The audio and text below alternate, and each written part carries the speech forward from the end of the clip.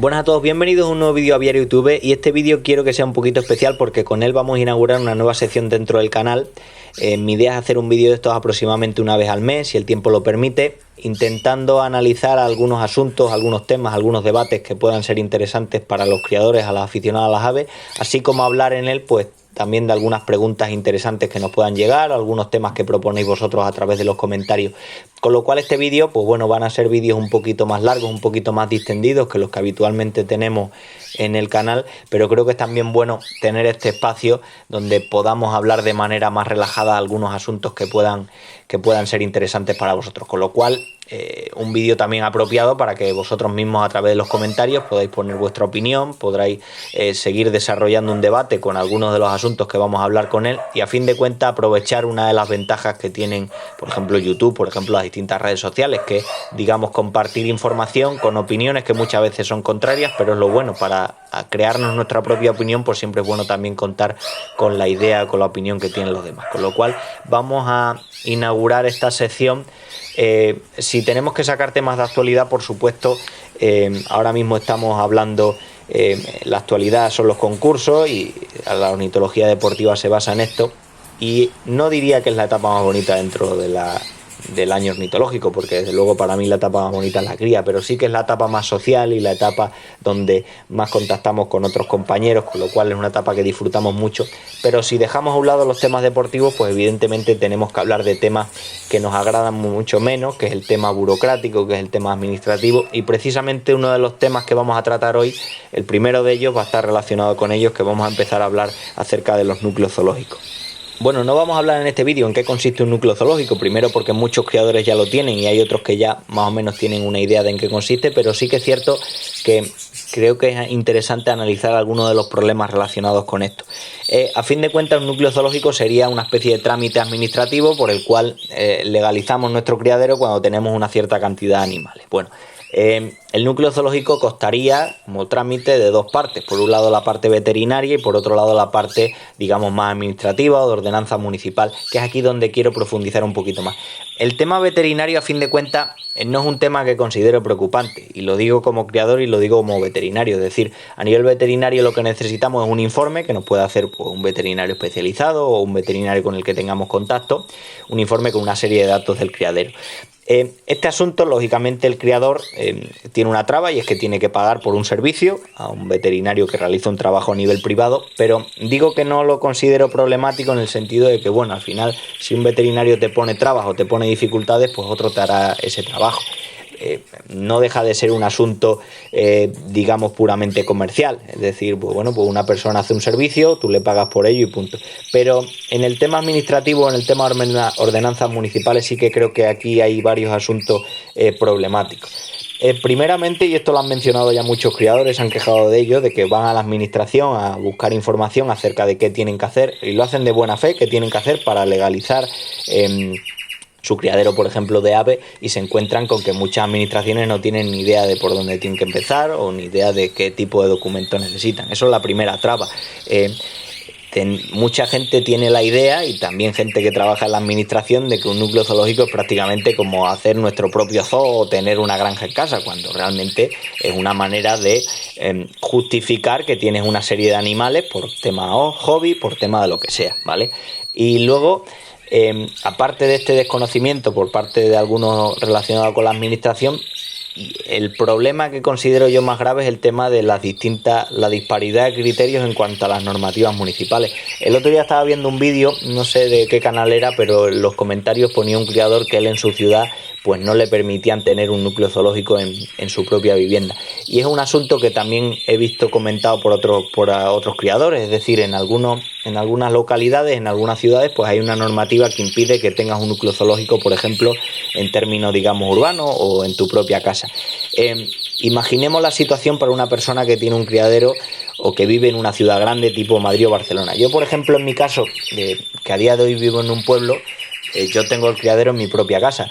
Para mí no sería demasiado traumático, hombre, evidentemente para mí es mucho más cómodo tener los pájaros en casa, pero no sería demasiado traumático que hubiera una ordenanza que me obligara a tenerlo, pues, por ejemplo, en una cochera a las afueras o a cierta distancia. Pero Imaginar la situación para una persona que vive en una ciudad grande, que ya de por sí es una dificultad tener un aviario, aunque sean unas poquitas parejas, porque ya la dificultad de encontrar vivienda, ya la dificultad de encontrar un espacio dentro, por ejemplo, un piso, una habitación para tener los pájaros, un pequeño espacio en la terraza, si le sumamos esa dificultad, que haya una ordenanza municipal que impida que tú puedas tener el criadero en tu propia vivienda. Y esto sí que es un tema problemático, no ya porque haya ordenanzas que lo digan, sino porque también hay un criterio tan dispar de que unos ayuntamientos digan que no hay problema y otros pongan trabas. Y aquí es donde se mete un poquito la política de por medio, y creo que aquí sí que sería bueno intervenir, porque a fin de cuentas debería haber una idea general a nivel nacional que dijera que, bueno, este tipo de animales con estas características en esta situación sería permitido y este no que un ayuntamiento, un alcalde de turno decida que tú, por H o por B, que hayas tenido a lo mejor conflictos previos con ellos, etcétera, etcétera. Y eso creo que se debería mirar. Con lo cual el tema de los núcleos zoológicos, pues al final no deja de ser un trámite que en su momento ya se empezó a solicitar, es decir, ahora estamos hablando mucho más de ello porque lo hemos relacionado erróneamente con el anteproyecto de ley de bienestar animal, pero el tema de los núcleos zoológicos es algo que tratan también en muchas comunidades autónomas, ya se menciona. Si fuera una simple documentación para justificar que tienen las aves en determinado lugar, pues bueno, sería así, pero como estamos viendo, pues también hay muchas trabas relacionadas con esto que sería bueno mirar. Con lo cual, por un lado, el tema de los núcleos zoológicos, y vamos a hablar ahora de otro tema también de actualidad, porque ya que estamos hablando de temas de actualidad, pues por supuesto la actualidad ahora mismo están en los concursos, y desde luego que el concurso que seguramente más marca el año es el Campeonato Mundial, y hace unos días ya pudimos ver algo de información del próximo Campeonato del Mundo, y uno de los detalles más comentados, desde luego, y más debatidos, ha sido el tema de la inscripción, del precio de la inscripción por cada pájaro, que este año ya hemos visto cómo se iba inflando poco a poco a lo largo de los años, pero este año ya hemos alcanzado un nivel que desde luego, en mi opinión, es completamente abusivo, de 19 euros la inscripción por cada pájaro, más luego pagar el catálogo. Pero este asunto trae a su vez varios temas que son interesantes. He oído también hablar a algún criador, no sé si es cierto o no, que alguna federación había propuesto el tema de dar alguna ayuda a los criadores para que el coste de la inscripción fuera un poquito más bajo, que en cierta manera puede parecer bueno, porque a fin de cuentas todo lo que sea ayudar está bien, pero ya cuando nos metemos en un tema de ayudas, en un tema de subvenciones, ya es un tema que creo que es un poquito pantanoso.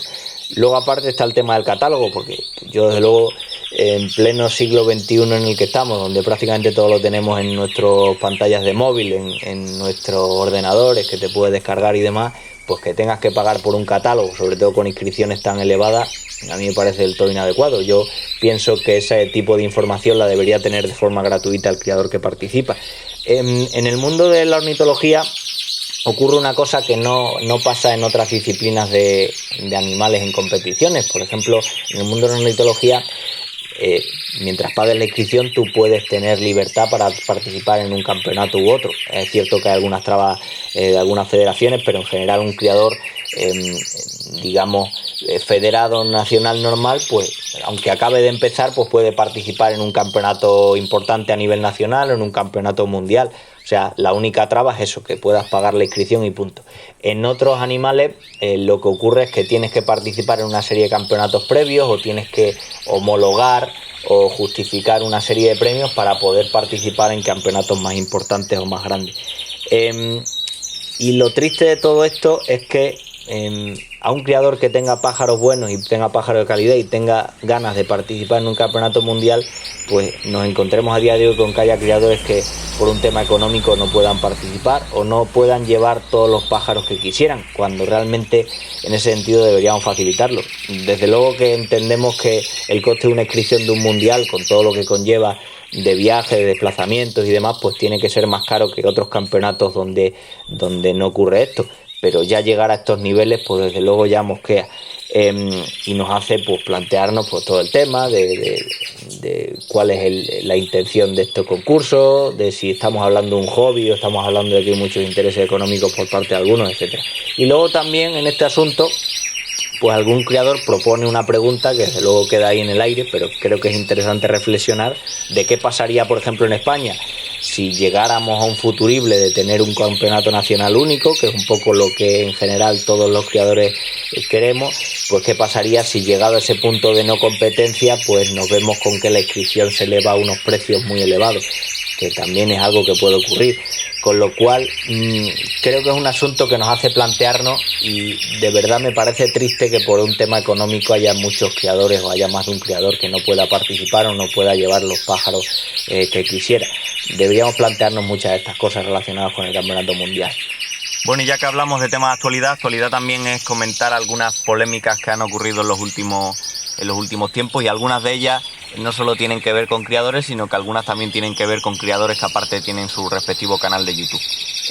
Hoy vamos a comentar una que yo no lo considero polémica, en el sentido de que cada uno ha hecho un vídeo contando un poco la película según le va y contando un poco su opinión, pero sí que es cierto que ha generado cierto debate.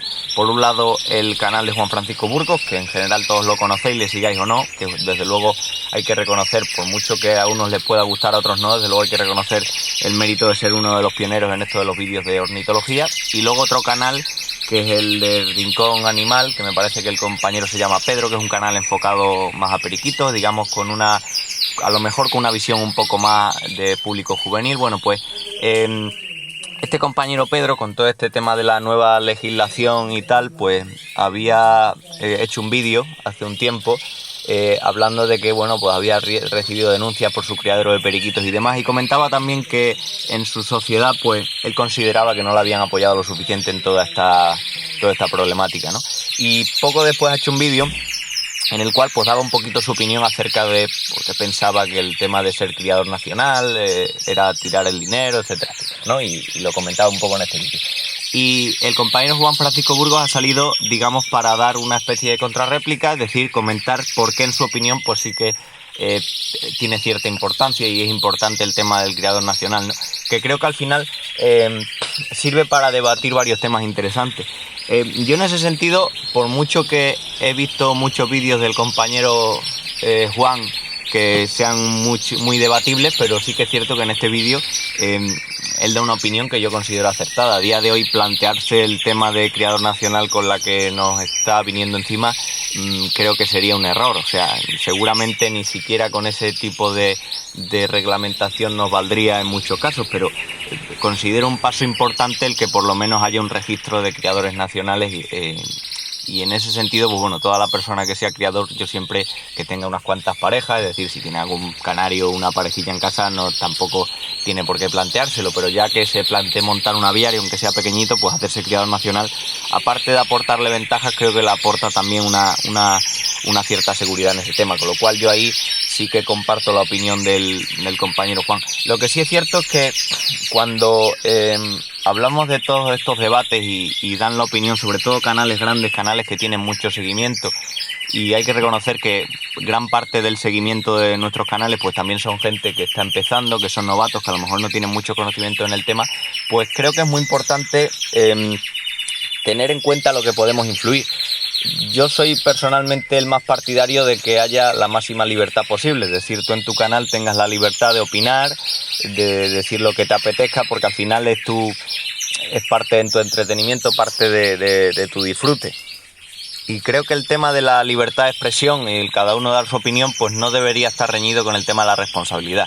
Cuando estamos hablando de canales grandes que pueden influir en mucha gente, y como digo, gente muchas veces novata con pocos conocimientos que está empezando a aprender dentro del mundo de la canalicultura o la ornitología, pues sí que es bueno transmitir la idea de que, digamos, menos dogma de fe y más que el propio creador, el propio aficionado, aprendiendo y escuchando a los demás, pues vaya creando su propia opinión y su propia manera de pensar. Yo creo que es lo más sensato. O sea, no pensar que este canal que sigo en concreto me dice todas las verdades y el resto son una mierda, sino que aprovechando todo el contenido que tenemos de distintos creadores, pues nos creemos nuestra propia visión de la ornitología, que creo que es el sentido que deberían tener las redes sociales y en concreto YouTube, ¿sabes? Y luego otro tema también que, bueno, aprender de otros compañeros que no están en YouTube o que nos pueden aportar de otra forma, ¿no? Y en ese sentido lo comento también porque, por ejemplo, si en este caso la opinión del compañero Juan Francisco, pues yo la comparto en ese aspecto, pero por ejemplo hemos visto otros contenidos hace tiempo de, por ejemplo, el tema de que lo habéis visto, de tirar los comederos en por el tema del piojillo y ese tipo de cosas que yo creo que por mucho que uno pueda pensar que hace lo correcto, yo creo que también hay que transmitir al criador que bueno, que hay distintas maneras de pensar, ¿no? Y que no todas pueden ser la correcta, ¿no? Por eso digo que muchas veces con determinados canales, pues el criador se hace un poco una idea equivocada de lo que supone la afición, y la afición incluye mucho más. Es decir, la afición no es solo ser un gran campeón mundialista con un aviario enorme que te ha costado un dineral y comprar todos los años un dineral en pareja, sino que la afición la podemos interpretar de muchas maneras y se puede aprender de ese tipo de criadores, pero también podemos aprender de otros con una visión un poco más simplista, con otra manera de pensar, ¿no? Y creo que hay que transmitir también esa idea, que no es un mundo tan elitista como lo pueda parecer, sino que al final es una afición donde todos podemos compartir la misma afición con distintas formas de verlo, distintas formas de tener el criadero, distintas maneras de gastar nuestro dinero, y creo que en ese sentido sí que nos podíamos plantear. Polémica siempre va a haber, debate siempre va a haber, yo los he tenido también en muchas ocasiones con compañeros que opinan diferente a tú y ellos alegan a ti y ellos alegan sus motivos, y esos tipos de debates, cuando son sanos y cuando son desde el respeto, sin hacer daño al compañero, pues siempre son muy interesantes, porque al final siempre sirven a la persona que los ve para hacerse su propia idea en la cabeza. Pero tenemos que tener también un poco la idea de limitarnos en el sentido de la responsabilidad que puede ser que podamos influir malas ideas o malos pensamientos en aficionados que ahora mismo digamos que están como una esponja absorbiéndolo todo lo que les llega nuevo. Bueno, vamos ahora con un tema que a mí me parece interesantísimo, que es el otro día comentaba un criador acerca de por qué había tanta estafa con los jilgueros. Lo comentaba porque hicimos un vídeo hablando de algunos casos de estafa, engaño en la venta de canarios, y él comentaba que en el mundo de los jilgueros esto era muchísimo más común, o que conocía muchos más casos, no ya de estafa de que pagues un dinero y al final no recibas el pájaro, sino estafas del tipo de muchas fotos manipuladas, incluso vídeos, este tipo de cosas. Bueno, con los jilgueros se da, yo creo que una circunstancia bastante particular y bastante única dentro de los pájaros que podemos criar. Primeramente es un pájaro con una gran belleza. Dentro de todos los pájaros que podemos tener en nuestros aviarios, seguramente, bueno, de normal ya un jilguero, los típicos jilgueros nuestros autóctonos que vemos en el campo, es un pájaro muy atractivo, pero si sumamos la gran cantidad de mutaciones que tenemos a día de hoy, si sumamos por ejemplo los jilgueros mayor con ese tamaño, pues la verdad hace que sean, de todos los pájaros que podemos tener en un aviario, desde luego de los pájaros más atractivos, los jilgueros mayor, los diamantes de bull, pájaros que aunque no te gusten te llaman la atención sí o sí, con lo cual eso va por un lado.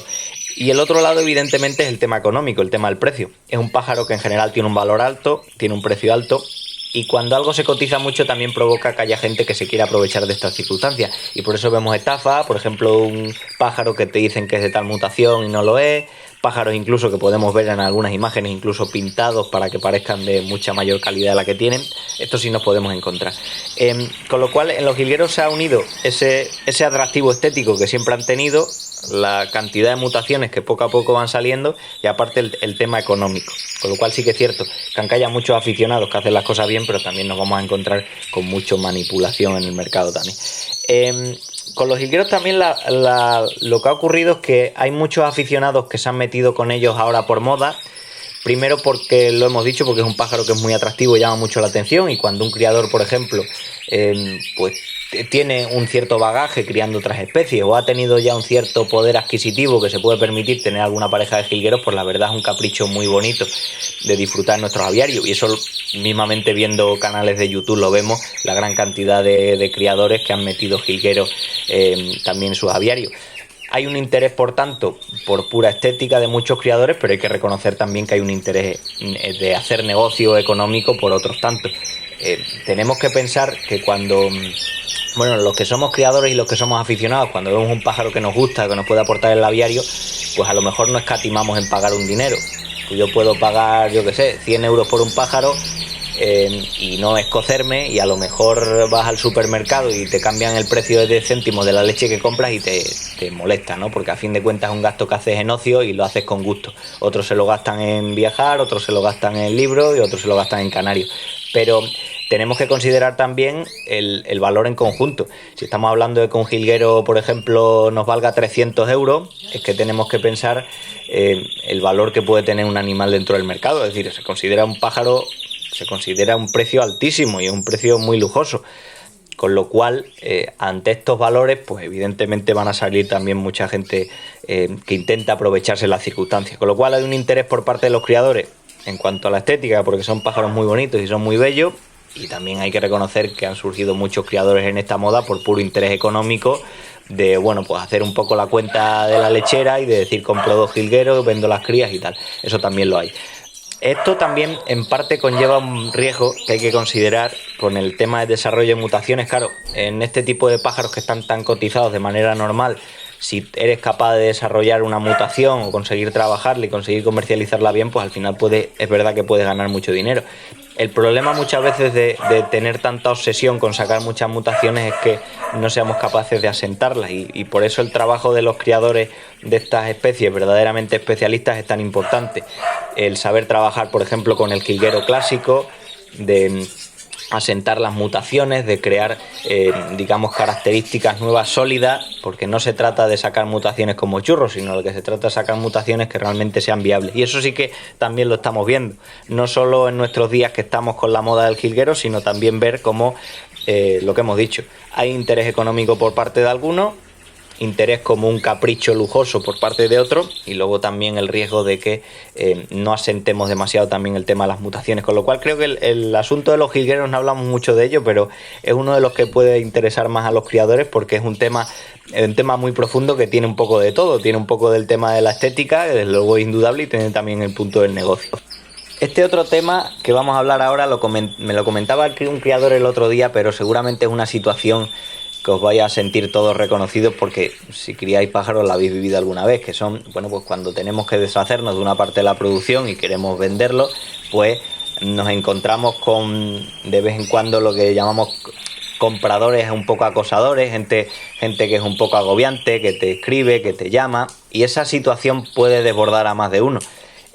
Yo, por ejemplo, yo a fin de cuentas no tengo mucho problema en ese aspecto, porque mi criadero es pequeño, normalmente no tengo problema para vender los pocos pájaros que voy sacando, y en ese sentido pues yo siempre he querido hacerlo simple, es decir, yo pongo el precio que considero para mis pájaros, si alguien lo paga perfecto, si no pues me los quedo y ya está. O sea, en ese sentido tampoco es una situación que me afecta, pero yo conozco muchos criadores, y seguro que conocéis criadores grandes que prácticamente están todo el día con el móvil como si fueran un ejecutivo, de gente que le está pidiendo vídeos, de gente que le está pidiendo fotos, de gente que les llama porque tiene dudas. Y si todo fuera sencillo y el negocio fuera tan simple de decir tengo esto a tal precio, ¿te interesa o no? Bien, te lo envío. Si fuera todo así sería perfecto, pero lo que nos encontramos también muchos criadores o mucha gente pesada que está todo el día escribiéndote, o gente que, por ejemplo, te ha prometido el oro y el moro. A todos nos ha pasado que hemos reservado unas parejas para enviárselas a no sé quién, y le hemos aguantado, y en el último momento nos ha dejado tirado también. Gente un poco engañosa. Entonces esto lo comentaba un criador y decía que realmente era una situación que le agobiaba mucho. Yo para ello, hombre, yo personalmente es que no soy muy amigo del regateo, y esto sí que lo he comentado alguna vez con los compañeros, de que, bueno, que decían que al final de cuentas regatear es parte del comercio, pero yo, por ejemplo, nunca he regateado por un pájaro que he comprado, y tampoco me ha gustado que me regateen por un pájaro que yo vendo. Es decir, si yo he visto un pájaro en un concurso, en un stand, si me gusta, primeramente lo que hago es preguntar el precio. Todos ponemos un límite. Yo voy a pagar X dinero por un pájaro, pero a lo mejor no voy a querer pagar el doble porque tengo otros gastos en la vida. Entonces ya está, sería así de simple. Me convence el pájaro, me convence por el precio, me lo quedo y ya está. Y entonces, como nunca he regateado por lo que me han cobrado por un pájaro, porque me lo han dicho de antemano, pues tampoco me gusta que me regateen cuando estoy vendiendo yo los míos. Entonces simplemente pues digo ese precio y ya está. Y como tengo un criadero pequeño que me puedo permitir el lujo de decir un año me quedo con los pájaros, pues no hay problema en ese aspecto. Pero si tuviéramos que mencionar algún consejo para criadores un poco que les agobia la situación, yo lo que más les recomendaría, dos cosas. Lo primero, intentar desconectar como si fuera un trabajo, es decir, por ejemplo, atender llamadas a partir de cierta hora, o ahora, por ejemplo, con lo que vivimos con los WhatsApp es mucho más cómodo. Yo hay muchas llamadas que no me da tiempo a atender en mi teléfono, pero procuro siempre, cuando me escriben por WhatsApp o me pasan algún audio, pues procuro contestarlo en cuanto puedo. De esta manera un poco te vas organizando y bueno, cuando tengas hueco, yo que sé, llegas a las 8 de la tarde a casa, pues te sientas un ratito, ves quién te ha llamado, quién no y ya está. Le dedicas un poquito todos los días y punto. Y luego con el tema de los vídeos y las fotos, porque claro, como ya enviamos muchos pájaros y la gente los quiere ver y nos pide vídeos o fotos, pues yo lo que suelo hacer siempre, también es más fácil porque tengo un criadero pequeño, pero lo que suelo hacer siempre, lo comenté en un vídeo que estuvimos haciendo una sesión fotográfica con un compañero, yo cuando van saliendo los pájaros que no me voy a quedar, pues lo que hago, le saco una serie de fotos en el cajón fotográfico, les grabo también algún vídeo. Y no solo me sirve también cuando algún criador me contacta y busca y le envío eso, los tengo digamos en el móvil, las fotos de tal pájaro con tal vídeo y tal, sino que aparte a mí me sirve un poco como para tener una hemeroteca de ir viendo los pájaros que voy sacando año tras año. Por ejemplo, que me apetece y estoy en casa y quiero analizar la descendencia que me ha sacado la pareja 5, por así decirlo, pues entonces me siento en el ordenador, abro el fichero donde están los vídeos y las fotos de los hijos de la pareja 5 y los veo. Y de esa manera pues me sirve para seleccionar, con lo cual yo creo que es una bonita costumbre, porque disfrutamos del aviario también haciendo fotos, haciendo vídeos y que a fin de cuentas en una caja fotográfica que podemos sacar los pájaros en perfectas condiciones está muy bien. Entonces yo, por ejemplo, una persona que tenga un criadero pequeño se lo recomiendo, y si tiene un criadero grande y lo hace de vez en cuando para no darse la paliza, pues también es una manera cómoda, ya no solo por el tema de comercializar, que es mucho más cómodo decir, pues ahora le tengo que grabar un vídeo a este y ahora le tengo que hacer otro a este otro, sino hacerlo así por el sistema, y luego ya te sirve también a ti para seleccionar o por ejemplo para ir viendo la evolución del criadero. Yo por ejemplo me pongo a ver vídeos que grabé en 2013, por así decirlo, por ejemplo, y vídeos de pájaros de ahora, y ves la evolución en el criadero de muchas líneas, ¿no? Y eso también es bonito y es divertido también para el criador. Bueno, vamos ahora a hablar de temas de medicamentos, algunos temas relacionados con la veterinaria. Y el otro día nos comentaba un criador, nos ponía un comentario en algún vídeo, que si podía desparasitar a todos los pájaros utilizando Baikos, porque le habían dicho que era el antiparasitario más potente y que se cargaba más parásitos. Y le dije que no, porque realmente es mal entender el funcionamiento del Baiko. Primeramente, el que un antiparasitario sea potente no quiere decir que abarca más parásitos. El Baiko es un antiparasitario muy específico, lo utilizamos para el tratamiento de cocidio, muy específico frente a esos parásitos, y frente a otros no tiene ningún efecto. Con lo cual, no podemos decir que si damos Baikos a los pájaros los tenemos desparasitados. Podemos decir que si hemos tratado bien con Baikos a los pájaros, podremos asegurar quizá que no tienen ningún problema de cocidios y demás, pero tenemos otros muchos parásitos que podemos considerar. Entonces, yo creo que es un concepto interesante también. Lo vemos muchas veces en los anuncios, en los de envío pájaros desparasitados por dentro y por fuera, ¿no? Normalmente cuando la gente dice que los tiene desparasitados por dentro, lo que más utilizan es el levamisol, que es uno de los antiparasitarios orales más cómodos de utilizar. Incluso el levamisol, a ciertas dosis hay muchos estudios que tienen efecto inmunoestimulante, está muy estudiado dentro de los animales, con lo cual es un antiparasitario que tiene muchas cosas interesantes. Y lo que más se utiliza es eso. Y por desparasitación por fuera, pues lo típico que se habla de la gotita de Pulmosan, de ivermectina, del fipronil, por ejemplo, del Distrón famoso. Y luego ahora pues que se ha puesto más de moda, por ejemplo, el Esol, que se da por el agua. Pero claro, cuando hablamos de desparasitados por dentro y por fuera, le podemos transmitir la sensación a la persona de que los pájaros vienen absolutamente impolutos, y lo que tenemos que pensar es que hay antiparasitarios específicos de un parásito en concreto, como puede ser el Baiko. Los antiparasitarios, digamos, más generalistas, como pudiera ser, por ejemplo, una ivermectina, tienen efecto en una cierta cantidad de parásitos, no todos. Tienen efecto en una cierta fase del desarrollo de ese parásito en concreto, no todos. Y luego la duración es diferente también. Este mismo medicamento para un parásito puede durar X tiempo y para otro puede durar menos. Con lo cual, muchas veces lo decimos por simplificar, lo de desparasitados por dentro y por fuera, pero hay que matizar. Si yo le pongo a mis pájaros una gotita de Pulmosan en el cuello, que es una ivermectina al 0,12%, podría decir que mis pájaros están desparasitados por fuera, pero también por dentro, porque esa ivermectina también va a tener efecto internamente en los pájaros, aunque la haya utilizado de forma externa. Y eso también hay que considerarlo. Entonces, yo en este sentido, ¿qué recomiendo? Hombre, lo del Baikos como más potente, sí, el Baikos es uno de los de los tratamientos para cocidios más interesantes y más específicos. Lo podemos considerar de lo más potente. También tenemos que quitarnos un poco la idea de la cabeza de que lo más potente es mejor y de que lo más potente es más dañino para el pájaro, porque habría que ver tratamiento en concreto. Pero cuando hablamos de desparasitar en general, pues tenemos que pensar desparasitante. Yo siempre recomiendo que los pájaros se desparasiten, por ejemplo, dos buenos momentos son previos a la cría, con un cierto margen antes de criar, una desparasitación genérica, por ejemplo, lo que hemos dicho, el purmosan o la gotita de fipronilo, etcétera, etcétera. En algunos pájaros también es recomendable utilizar algunos desparasitantes internos. En canarios no tiene tanta importancia en general. Y luego, pues, hacerlo, por ejemplo, previo a la entrada de muda. Yo lo que suelo hacer cuando nacen los pichones, después de que los desteto, pues es un buen momento también para desparasitarlos, que les va a ayudar en esa función. Entonces, creo que todos los criadores debemos jugar un poco con el uso de antiparasitarios, pero que tenemos que desterrar un poquito el concepto de desparasitados dentro, desparasitados fuera, desparasitados más potentes, desparasitados menos potentes. Lo que hay que ver es para qué lo queremos, si es con una idea preventiva o si tenemos un problema en concreto y de qué manera los podemos utilizar, eso sí. Comentarios nos llegan mucho también en el canal y los vemos en otros canales de gente que ahora mismo con la situación que se está viviendo de la ornitología están un poquito agobiados, con miedo a que les obliguen a dejar de criar y ese tipo de cosas.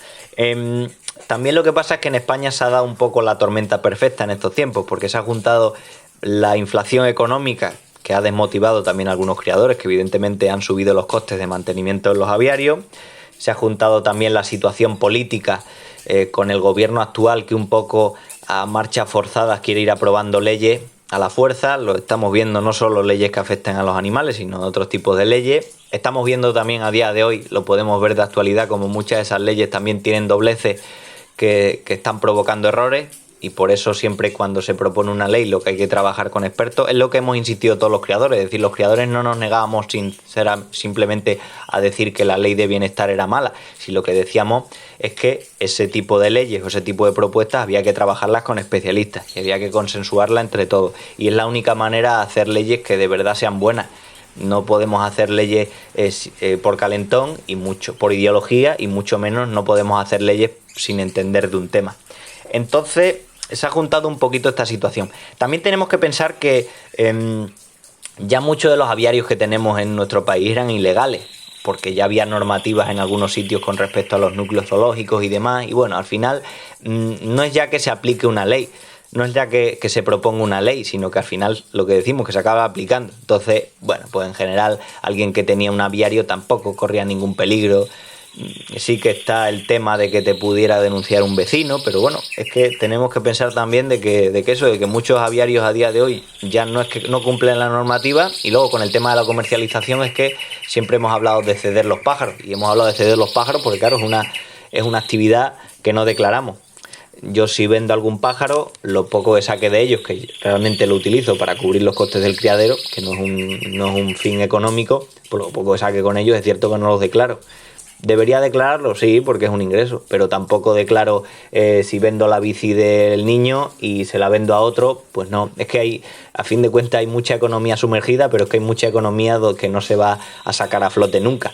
Entonces, como siempre hay manera, nos acordamos siempre, por ejemplo, cuando hay reventa de entradas, o había reventa de entradas de fútbol y esas cosas, ¿no? Que decían, vendo Bolivic y regalo entradas del Madrid-Barça. Bueno, pues siempre habrá la ley de la trampa. Entonces, siempre hemos trabajado un poco de forma ilegal, que se entienda, porque hablábamos siempre de cesiones, había muchos criaderos que no cumplían la norma y bueno, con esta ley, hombre, tenemos muchas dudas de que si se acaba aplicando, evidentemente nos puede afectar en muchos aspectos. De ahí a terminar con la afición, pues sinceramente no lo veo, pero es cierto que puede desmotivar la situación a muchos criadores. Y luego también tenemos que ver que esto que está viviendo España no es único. En España estamos a día de hoy muy polarizados y muy politizados.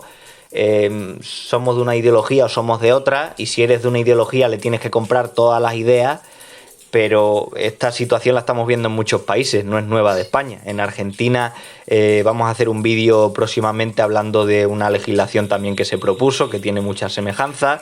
En Colombia, por poner otro ejemplo, lo vimos hace tiempo, otro diputado me parece que había propuesto el tema de de la cría de pájaros en jaula, de prohibirla, etcétera, etcétera. Es decir, lo estamos viendo en muchas situaciones, en muchos países, y al final no deja de ser un ejemplo más de que ciertas políticas, cierta ideología lo que quieren es intervenir en temas donde no deberían intervenir, con lo cual, bueno, es sinónimo de nuestros tiempos, pero lo que tenemos que hacer siempre es luchar por defender nuestra afición en este caso, y aparte no solo eso, sino luchar con argumentos, o sea, explicar que realmente cumplimos una serie de normativas, que no estamos haciendo ningún animal, que no estamos provocando que la fauna silvestre se dañe, ni mucho menos.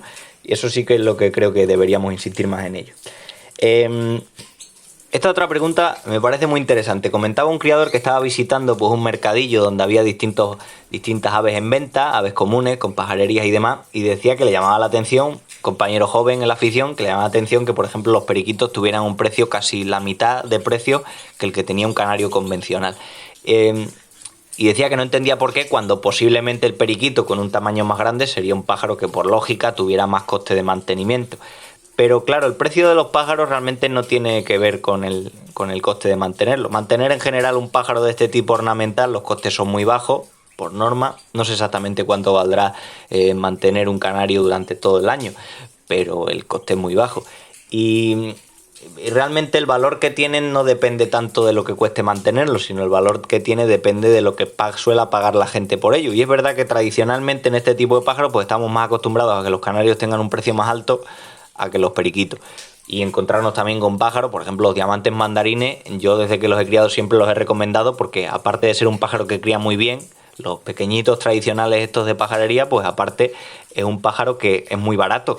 Los podemos conseguir por 5 o 10 euros, podemos comprar fácilmente diamantes mandarines, con lo cual es un pájaro muy atractivo en ese aspecto. Pero ya si nos metemos evidentemente a un diamante mandarín, por seguir con el mismo ejemplo, seleccionado por un criador, cumpliendo un estándar de determinada mutación y tal, pues ya nos encontramos que el precio pues puede ser muchísimo más alto. Es decir, la relación del precio del pájaro no tiene que ver con los costes, sino que tiene que ver con con el valor estético que pueda tener y con lo que quiera pagar alguien. Lo que decíamos antes, un criador puede pagar 100 euros por un pájaro que le ha gustado y a lo mejor otra persona lo ve y no da ni 20 euros por él. Eso depende, ¿no? Y también es cierto lo que comentaba, que es que, claro, le llamaba la atención que en los concursos, por ejemplo, se veían muy pocos periquitos y en general la mayoría de concursos se veían muchísimo, casi todo canario. Eso es parte de la ornitología deportiva, es decir, si vemos cualquier concurso importante vamos a ver que prácticamente 3/4 de los pájaros que hay son canarios, de muchas variedades, de muchas razas, de muchas mutaciones, pero es el pájaro que ha dominado realmente en la ornitología. Por eso siempre hay que insistir que la ornitología es mucho más y por eso intentar dar cabida pues, a criadores de pájaros exóticos. Cuando vemos, por ejemplo, palomas o gallináceas de competición en un concurso como el nacional, yo en Talavera siempre que voy, por ejemplo, me gusta sacarle fotos porque eso también es parte de la ornitología. Queda como muy testimonial porque siempre hay 1 o 2 criadores, no hay mucho más. La gente no le muestra tanto interés a lo mejor como el resto de pájaros, pero tenemos que considerar que la ornitología es mucho más amplia que criar canarios. Muchas veces simplificamos ornitología igual a canaricultura, pero no tiene nada que ver. De hecho, hay muchas especies que seguramente nos llamaría la atención que se puedan incluir dentro de la ornitología y participar en concursos. Y en el periquito pasa un poco eso. Hay muchos criadores de periquito, pero en general no se ve tanto en los concursos como por ejemplo en las casas como mascotas. En las casas como mascotas hay muchísimos canarios y muchísimos periquitos, sin embargo, lo que más vamos a encontrar en los concursos es canarios. Entonces, sí que es un tema curioso también de tratar, como muchas veces como mascota vemos un tipo de pájaro y sin embargo, como cría y selección, pues hay otros que son mucho más comunes que otros. Otra pregunta súper interesante, y seguro que más de uno nos la hemos preguntado alguna vez, es que ¿qué ocurre si, por ejemplo, tengo un canario en una jaula y se me escapa? Lo más normal, siempre decimos lo mismo, lo más normal es que ese pájaro tenga muy poca capacidad de supervivencia y que acabe falleciendo. El primer problema es que un canario o un ave en general que esté acostumbrado a vivir, por ejemplo, en una jaula pequeña, suele tener menos capacidad de vuelo. Y eso lo notamos, un pájaro que vive en un espacio mucho más amplio en general tiene más capacidad para volar que otro que está en menor sitio.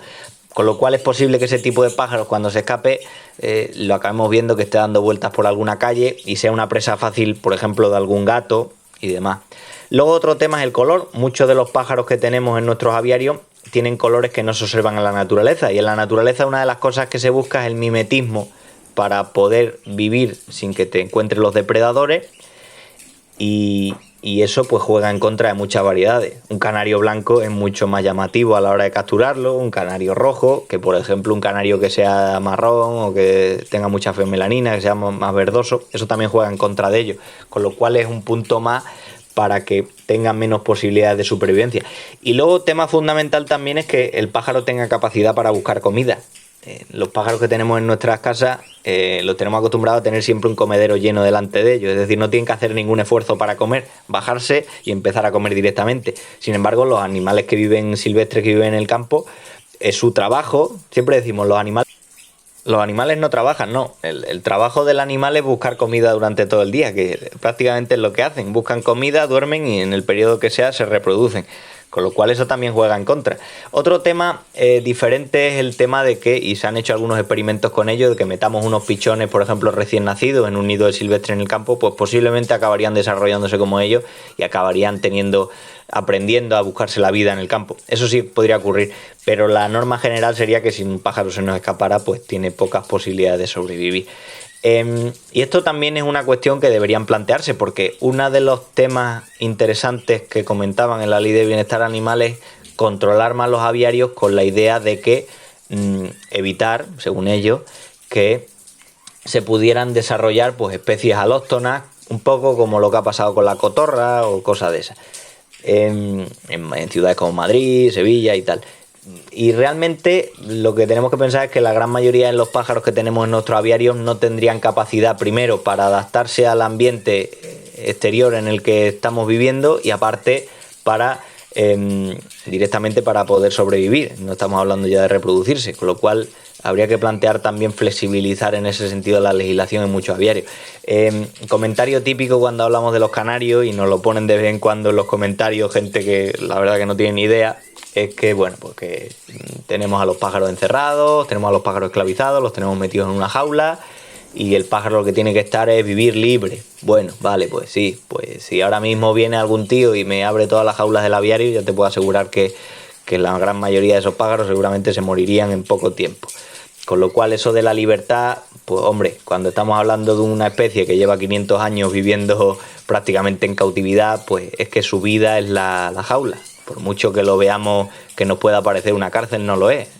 Su vida es la jaula, tiene todas las comodidades, tiene seguridad de depredadores, tiene toda la comida a mano, no tienen que buscarla, y eso evidentemente hay que entenderlo. Hay pájaros ornamentales, hay animales ornamentales que viven en cautividad y eso no es malo. O sea, no sé, la solución que proponen muchos de ellos, y seguro que más de uno de los que ha propuesto la ley de bienestar animal o de la apoya, pues propone también este tipo de cosas, que liberemos a los pájaros y ya está, pero viviendo en un mundo real esto no tendría ningún sentido.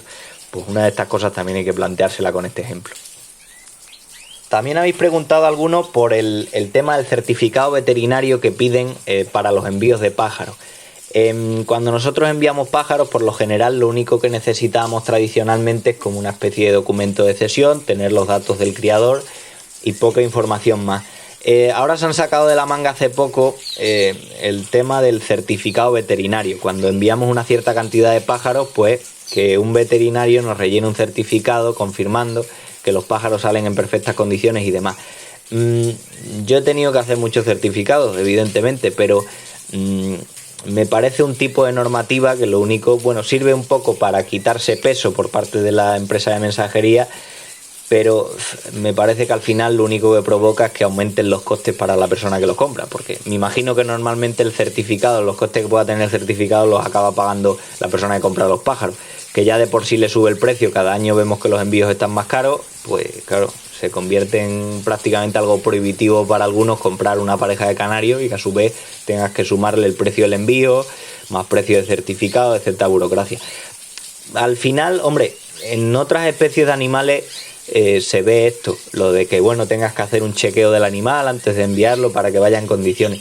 Con este tipo de animales yo sinceramente pienso que es que el mayor certificado es el propio criador. O sea, el mayor certificado es la persona que está viendo al pájaro todos los días, que lo que quiere es evitar al máximo que el pájaro se muera en el camino que llegue o al llegar, porque al final te encuentras con problemas con el criador que los recibe y tú lo que quieres es que al final el tío te paga el dinero, que disfrute de los pájaros y punto.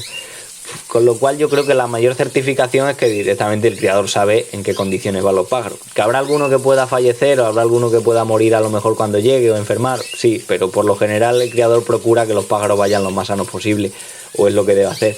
Entonces este tipo de cosas pues a mí no me acaba de convencer. Más si cabe cuando muchas veces este tipo de certificados te los rellena un veterinario y es muy común que no hayas visto ni siquiera a los pájaros. Es decir, te fíes de la opinión del criador, que te ha comentado que bien, a lo mejor tienes datos de alguna analítica de heces que hayas hecho en ese aviario hace no tanto tiempo, que te indica que los pájaros no están enfermos de ciertas cosas, pero no podemos garantizar al 100% que un canario cuando sale de un aviario a otro está indemne de cualquier enfermedad. Eso es una cosa, es que no se puede garantizar porque no hay tantas opciones analíticas de ello, y para empezar que serían unos costes completamente desorbitados, con lo cual, bueno, es un tema que al final es una traba más que la vamos asumiendo cuando enviamos cierta cantidad de pájaros y ya está. El problema también es que hay bastante monopolio en cuanto al envío de los pájaros.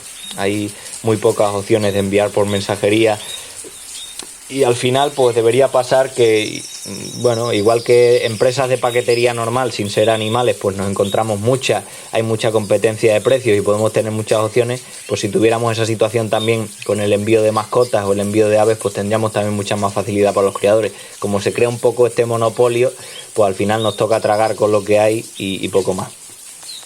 Bueno, y vamos a hablar ahora de otro tema de actualidad, porque me habéis comentado algunos compañeros que dé mi opinión acerca de un nuevo producto que ha salido al mercado, que seguramente lo habéis visto algunos a través de redes sociales o en YouTube. Ha salido un nuevo producto que se llama Mycotox y que sirve para la lucha frente a las micotoxinas en los pájaros, y que dé mi opinión acerca de si considero que es un producto adecuado, si considero que no, etcétera. Bueno, cuando salen productos de este tipo, productos novedosos al mercado, salen también los dos extremos de criadores. Por un lado, el criador que se tira directo a por ellos y lo considera un producto revolucionario, casi un producto milagroso, aunque productos milagros no hay. Incluso he visto comentarios de que marca un antes y un después dentro de la ornitología, que queda muy bien como eslogan, pero a mí me parece excesivo ese comentario, pero bueno. Y luego por otro lado tenemos los criadores más reacios, que consideran que, bueno, que la mayoría de este tipo de suplementos lo que supone es un ejercicio de marketing para venderte algo a alto precio y demás. Con esto de las micotoxinas, lo que hay que quedar claro sí desde el primer momento, yo creo que hay dos aspectos importantes. Primero, que no es un tema nuevo, y segundo, que dentro de la ornitología incluso ya se han utilizado herramientas para luchar frente a ella. La ornitología, lo que ocurre es que muchas veces va un pasito por detrás o algunos pasos por detrás de la industria de la nutrición animal en otros tipos de animales, pero el tema de las micotoxinas no es nuevo. No solo se trabaja en piensos de calidad o en semillas de calidad, sino que esas semillas no tengan sustancias que pueden dañar a los pájaros. O sea, tenemos que ampliar un poco la mente y no pensar solo en que el daño a los pájaros son parásitos, virus, hongos, bacterias, sino que también toxinas o sustancias que se pueden producir a partir de estas. Eso por un lado. Entonces, mismamente, por ejemplo, en la industria de una semilla como el maíz, el tema de las micotoxinas se considera sí o sí en la nutrición. Y luego, aparte, dentro de nuestra afición, dentro de la ornitología, es un tema que se ha trabajado también. O sea, no es que haya surgido ahora la preocupación por esto, sino que lleva surgiendo. Fabricantes de piensos buscan utilizar también conservantes para que se conserve mejor el pienso. Se han utilizado sustancias como, por ejemplo, las arcillas, que la podemos encontrar en muchos productos, tienen también funciones en este sentido. El carbón vegetal, que es un producto que se puso muy de moda también en ornitología hace muchos años porque tenía muchas ventajas, y ha pasado un poco de moda para algunos criadores, pues también porque mal utilizado, con unas dosis inadecuadas, pues también tiene riesgo de que se puede comer el color de los pájaros y demás, pero ya llevamos años hablando de utilizar gris con carbón vegetal o sin él, añadírselo a la pasta, etcétera, etcétera. Lo que pasa es que muchas veces, como no hablamos exactamente de qué proporción y en qué momento lo utilizarlo o no, pues no lo consideramos, pero los criadores ya conocíamos, casi sin darnos cuenta, ya lo conocíamos, productos que servían para la lucha contra las micotoxinas. Entonces, ¿qué opino realmente del Mycotox? Para mí es un producto revolucionario en el sentido de que es una novedad que podemos aprovechar los criadores. Es relativamente cómodo coger una cierta cantidad de este producto y añadírselo, por ejemplo, a un pienso para ayudar a su conservación, añadírselo, por ejemplo, a una semilla o añadírselo, por ejemplo, a una pasta. Ahora bien, los criadores tenemos más herramientas. Lo que hay que considerar es que si nos compensa por el precio que tiene y si el uso si por el uso es más fácil que utilizar otros productos, pero ya tenemos más herramientas para luchar contra ellos. Si queréis interesaros más acerca del tema, hay un vídeo que ha publicado hace poco el compañero Pedro de Serinus y Spinus, o Spinus y Serinus, ahora no me acuerdo exactamente del canal, pero es uno de los canales que más sigo dentro de la ornitología. Desde aquí le mando un saludo. Y él comenta también un poco acerca de ello, del tema de las micotoxinas, que bueno, no son productos tan revolucionarios como puedan parecer, pero siempre es bueno que cuantas más herramientas tengamos el criador para tener a los pájaros sanos, pues perfecto. Con lo cual, con este comentario no estoy criticando a unos y a otros, simplemente que tengamos claro las características de este producto y que tengamos claro que productos revolucionarios y productos milagros no existen. Lo que existen es distintas opciones que podemos elegir utilizar o no. Eso es lo más importante. Pues no quiero que el vídeo pase de 1 hora, con lo cual con las últimas preguntas, 3 o 4 preguntas que nos quedan, vamos a intentar ir un poquito más rápido para ver si en estos 10 últimos minutos las podemos mencionar. No hemos hablado prácticamente de genética en el vídeo, con lo cual voy a incluir aquí una pregunta que nos hace un suscriptor que es acerca de un cruce. La mayoría de estas preguntas de genética es qué saldría del cruce entre este canario y este otro, entre este pájaro y este otro.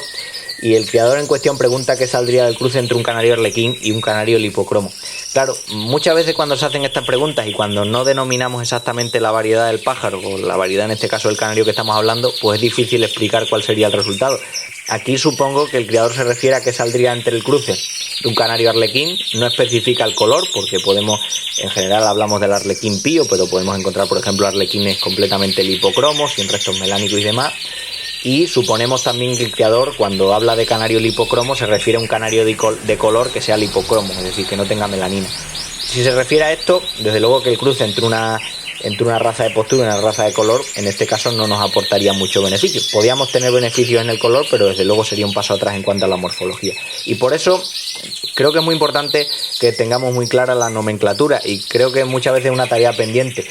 Por eso tengo ganas de hacer un vídeo, seguramente ya se publique en diciembre o enero, hablando precisamente de cómo denominar con nombres y apellidos a una determinada variedad de pájaros, una determinada variedad de canarios, porque de esa manera, por ejemplo, cuando vemos este tipo de preguntas es mucho más fácil ver qué resultados tendríamos.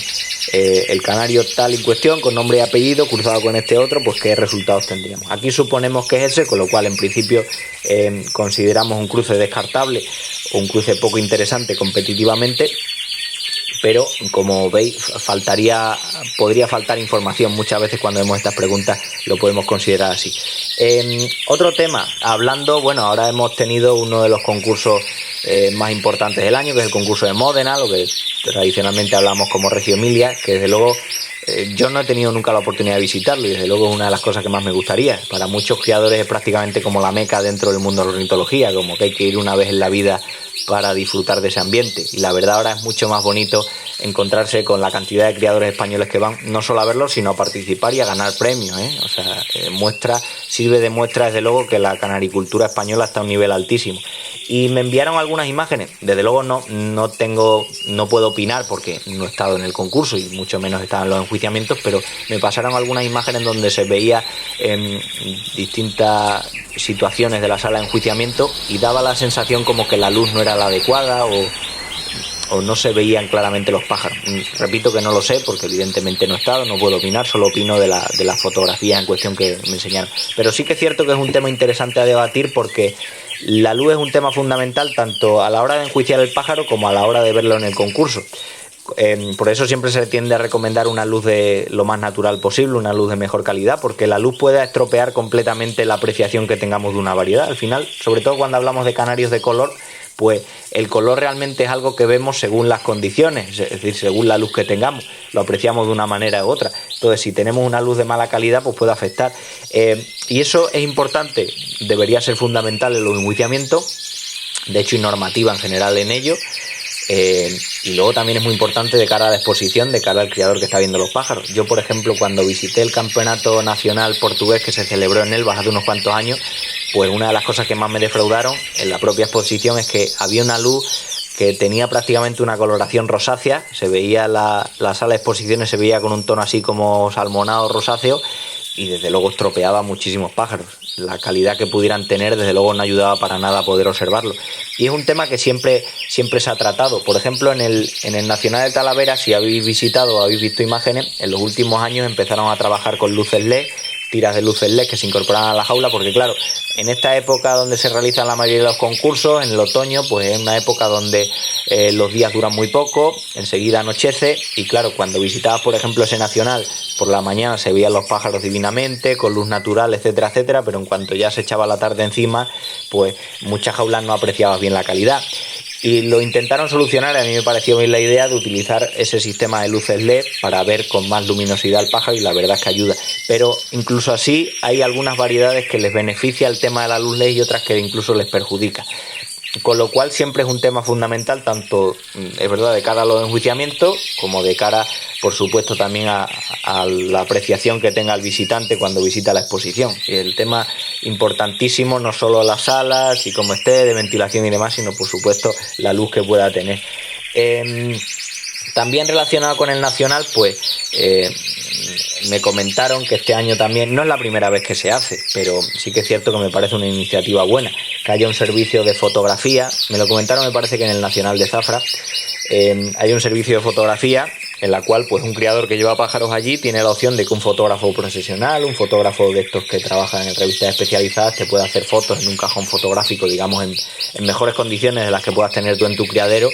Y me parece un recuerdo bonito de los pájaros, y me parece una opción también muy buena, que si tienes la oportunidad poder hacerla.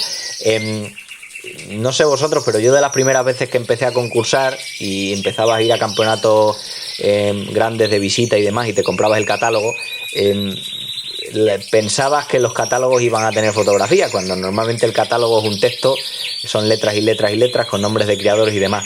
Entiendo que es difícil porque claro, el catálogo hay que publicarlo en un momento concreto, tiene también el coste de impresión y demás, pero sería súper bonito que en un concurso, estamos hablando de concursos importantes, pues se diera la opción a tener también la posibilidad de ver fotografías en un libro, como si fuera un álbum de fotos de los pájaros premiados o de los mejores pájaros. Pues yo estoy convencido que de esa manera todos tendríamos mucho más interés en comprar el catálogo o comprar elementos de esto.